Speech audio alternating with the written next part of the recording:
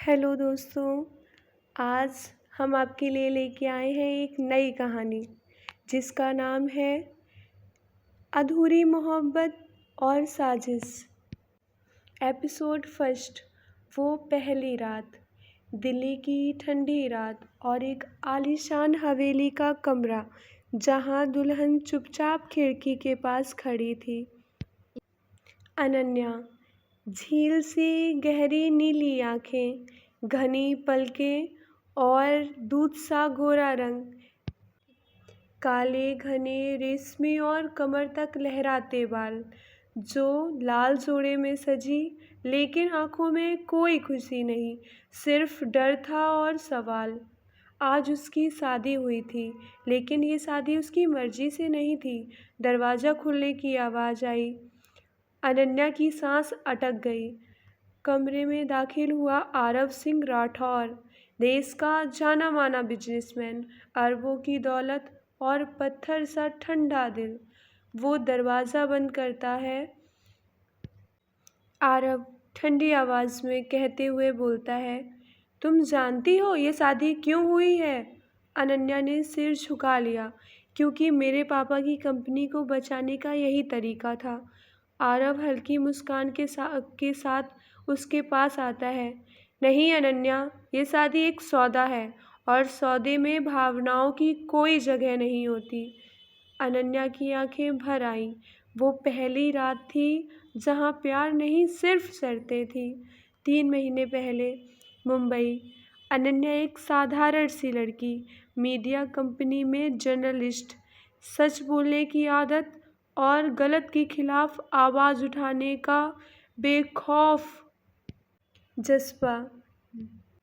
उसी दिन उसे एक सीक्रेट फाइल मिली थी, एक बड़ा स्कैम जिसका नाम जुड़ा था आरव सिंह राठौर से। अनन्या ने सोचा था ये खबर उसकी ज़िंदगी बदल देगी। उसे नहीं पता था ये खबर उसकी ज़िंदगी छीन लेगी। ऑफिस के बाहर अनन्या का पीछा किया जा रहा था। ब्लैक कार, काले शीशे, दिल की धड़कन तेज। फ़ोन बजा और उसमें उसके पापा की काँप रही आवाज़ आई। अनन्या, हमारी कंपनी डूब रही है। राठौर ग्रुप ने केस कर दिया है।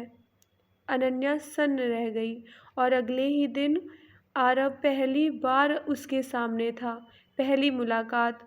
आरव अपनी गहरी आंखों से उसकी तरफ देखते हुए बोलता है, तुम्हारी एक खबर मेरे करोड़ों डुबा सकती है। अनन्या, अगर सच है तो डूबना ही चाहिए। आरव ने मेज पर फाइल पटकी। तो फिर शादी के लिए तैयार हो जाओ। अनन्या हंस पड़ी।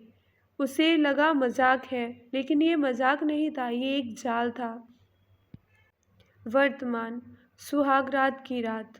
आरव ने बिस्तर की दूसरी तरफ बैठते हुए कहा, हम पति पत्नी सिर्फ दुनिया के लिए हैं। तुम मेरी इज्जत बनकर रहोगी और मैं तुम्हारे परिवार को बर्बाद नहीं करूँगा। अनन्या ने पहली बार उसकी आंखों में देखा। उस ठंडे चेहरे के पीछे कुछ टूटा हुआ था। वो सोच भी नहीं सकती थी कि जिस आदमी से वो नफरत करती है, उसी से एक दिन वो प्यार कर बैठेगी और जिसे वो अपना समझेगी वही उसकी ज़िंदगी का सबसे बड़ा दुश्मन निकलेगा। क्या आरव सच में अपराधी है या वो खुद किसी साजिश का शिकार है? और अनन्या, क्या वो इस शादी को निभा पाएगी? आइए बढ़ते हैं एपिसोड सेकेंड की ओर। नफरत के पीछे छुपा सच। सुबह की पहली किरणें कमरे में दाखिल हो रही थीं, लेकिन अनन्या की आंखों में रात की नींद नहीं थी, सिर्फ सवाल थे।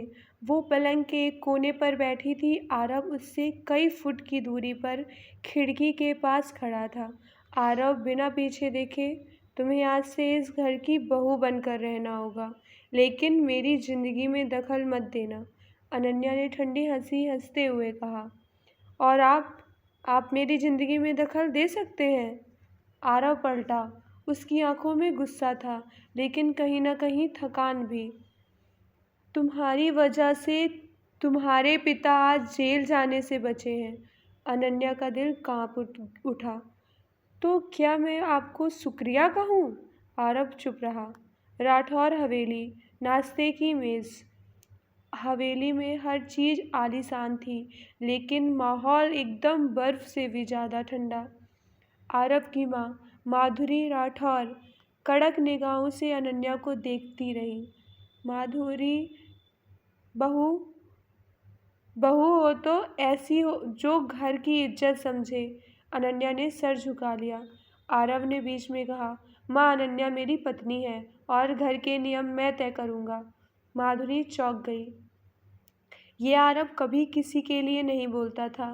अनन्या ने पहली बार उसकी तरफ हैरानी से देखा। पहली दरार। नाश्ते के बाद अनन्या अपने कमरे में थी, तभी उसका फ़ोन वाइब्रेट हुआ। Unknown number, message. अगर जिंदा रहना चाहती हो तो आरव पर भरोसा मत करना। अनन्या का चेहरा सफ़ेद पड़ गया। उसने तुरंत दरवाज़ा खोला। बाहर कोई नहीं था, लेकिन हवेली की दीवारें जैसे फुसफुसा रही थीं। आरव का अतीत। शाम। आरव अपने स्टडी रूम में था।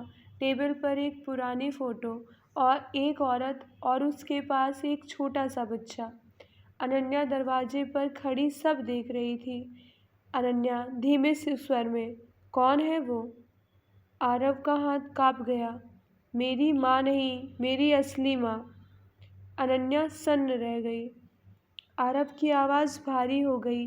उसकी मौत को एक्सीडेंट कहा गया, लेकिन वो एक्सीडेंट नहीं था, वो मर्डर था। अनन्या, किसने किया? आरव की आंखों में अंधेरा उतर आया। इस घर ने साजिश की परछाइयाँ। उसी रात अनन्या को नींद नहीं आ रही थी। वो हवेली के गलियारों में घूम रही थी। तभी उसने दो आवाज़ें सुनी। माधुरी राठौर, वो लड़की खतरनाक है। दूसरी आवाज़, कबीर राठौर, आरव का कज़न।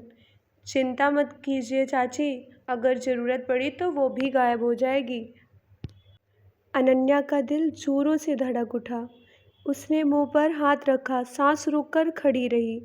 करीबियों और टकराव। अगले दिन अनन्या ने आरव से सामना किया। आपका परिवार मुझे पसंद नहीं करता। आरव ने सिगरेट बुझाई। तुम यहाँ सुरक्षित नहीं हो। अनन्या, तो मुझे यहाँ क्यों रखा है? आरव उसके करीब आया, बहुत करीब, क्योंकि तुम मेरे दुश्मनों के लिए चारा हो। अनन्या की आंखों में आंसू आ गए। आप मेरा इस्तेमाल कर रहे हैं? आरव पहली बार टूटा। हाँ, लेकिन तुम्हें खोने से डर भी लगता है। वो पल नफ़रत और मोहब्बत के बीच झूल रहा था। पहली बारिश और पहला एहसास। उस रात बारिश हो रही थी। अनन्या बालकनी में खड़ी रो रही थी। आरव आया और चुपचाप वहाँ खड़ा हो गया। उसने अपना कोट अनन्या के कंधों पर रख दिया। अनन्या, आप इतने बुरे नहीं हैं जितना दिखाते हैं। आरव की आवाज़ काँप गई। और तुम इतनी कमज़ोर नहीं हो जितनी दिखाती हो और खुद को समझती हो। कुछ सेकंड की खामोशी, फिर वो पल जब दोनों बहुत करीब थे, बहुत बहुत करीब। लेकिन तभी फ़ोन बजा। आरव ने कॉल उठाई। उसका चेहरा बदल गया। क्या अनन्या की फ़ाइल लीक हो गई है? अनन्या, कौन सी फ़ाइल? आरव ने उसकी तरफ देखा। वो फ़ाइल जो तुम्हें जिंदा नहीं रहने देगी। कौन है अनन्या को धमकी देने वाला? क्या आरव से उसकी हिफाजत कर पाएगा या फिर उसे इस आग में झोंक देगा? आगे सुनने के लिए हमारे साथ बने रहिए। अधूरी मोहब्बत और साजिश में।